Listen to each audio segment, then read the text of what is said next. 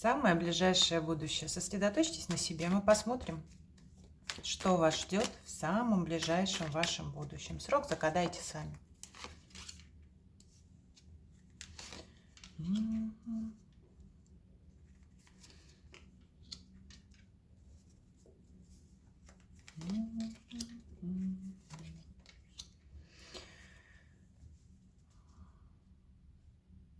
Разрешение тяжести.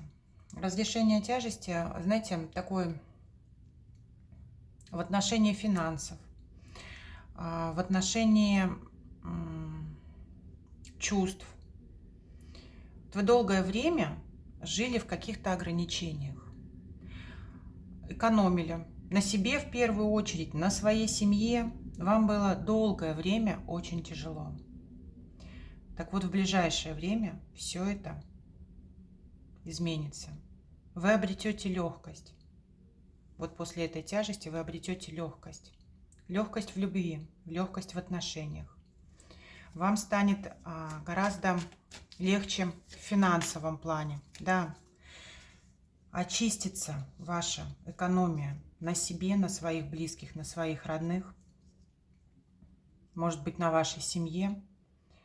И начнут исполняться ваши желания. Во всяком случае, вот эта тяжесть с финансами в ближайшем времени у вас уйдет.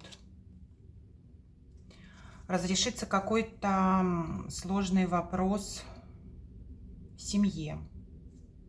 Если у вас бы отсутствовало взаимопонимание в семье, то оно очистится, и вы придете в полное благополучие. Вы перейдете эту тяжесть, в которой вы жили долгое время, и ваши отношения станут более легкими.